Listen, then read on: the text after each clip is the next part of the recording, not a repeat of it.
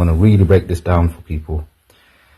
I'm not no little geek that hasn't had experiences. From 2002 to 2010, we was on the roads active. We was doing vigilante stuff, and we had networks all across the whole country with serious Sikh people and people that was doing the same thing. Yeah, so the bogus cases, right? Remember, grooming is just not an older person dating a younger person. Grooming is brainwashing, manipulation. It could be the same age, yeah? So when Sikh girls used to get caught with a Muslim guy, yeah, what do you think's going to happen? It's not going to be happy-dappy, innit? You know what I mean? Like, it's like the cardinal sin in a lot of Sikh families, you know what I mean? And the opposite for Muslims as well. If their girls got caught with a Sikh guy, it's like the cardinal sin. And there were cases like that, and you know, loads of Sikh guys got battered by Muslim families. Do you know what I mean? Because they didn't like their daughter going out with they didn't say it's grooming, they just didn't like the dating and they battered the guy. Do you know what I mean? But then the Sikhs used to cry saying, why did they batter him? They were just dating. But when the tables are turned and they batter the Muslim guy, then it's grooming all the time. You just can't win, man. You know what I mean? People, Sikhs find it hard to stomach that some Sikh girls will date a Muslim guy willingly, and it's a consensual relationship. And obviously when the girl is clocked in this relationship and her parents clock her, what is she gonna say? Oh, he blackmailed me, or he forced me, or he groomed me, I didn't know, I didn't want to, I was just talking to him as a friend, and he said he's gonna put these pictures up, or he said he's gonna beat me up if I don't go out with him, because she is shit scared of her brothers, her family, you know, or the community.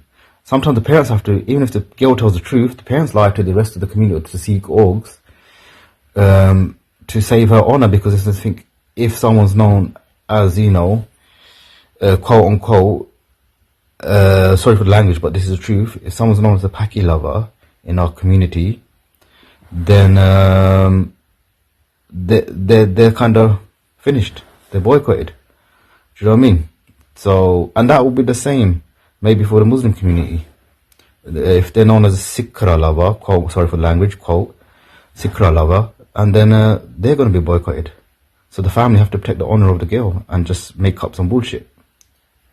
Do you know what I mean? So there was cases, and like I said, most times they just want the relationship to stop. So the families will just make any lie up to Sikh lads, so they beat the guy up and pray that the guy goes away. Yeah, that's the genuine thing of it. And some Sikh lads are up for it, but some ain't. So this is why I do these sort of talks. So to plant some seeds in some Sikh lads' minds that it's not, you know what I mean, always the truth. Do you get what I'm saying? So we've had cases like the girl will say, yeah, he was blackmailing me, this boom, boom, boom. Then we go on to slap the guy up. He pulls out his phone and shows everything. Or sometimes we've slapped the guy up, and then about 2-3 years later, we bump into one of the girl's mates and she says, nah, your man's got it wrong. Or we bump into a streetwise sing from that school in the Gurdwara a few weeks later and said, nah, your man's got it wrong. This was the sketch, she was dating him, this, that, they were dating for time, we were telling her, but boom, boom, boom. There was no grooming. Then you feel bad, man, you just battered somebody, you risked your freedom. Okay, them times we could have got away with it earlier, easier, sorry, because it was like them long time ago. But now you ain't getting away with nothing. So you've got to leave it to the police, because they can investigate if it's genuine grooming case. They can get someone's phone and look into it. You take someone's phone, that's theft. That's like 10 years sometimes of mugging. You know what I mean? You just leave it to the professionals, man. This shit is too complicated. There was a case as well where one girl was dating a Hindu guy, and the parents said it's like kind of consensual. It seems consensual. He said, nah, but they're racist. It's a racist family. They're trying to take a girl. They cuss Guru Gobind Singh Ji. I don't want to say what the parents told me about Guru Gobind Singh Ji. Well, I was fuming, man, at the time. And it was young, dumb, naive, whatever you want to call it. And I just believed it. I went there and punched the guy up, man, and my knuckle went right, and to this day the joint is not healed and it hurts in the cold and the winter.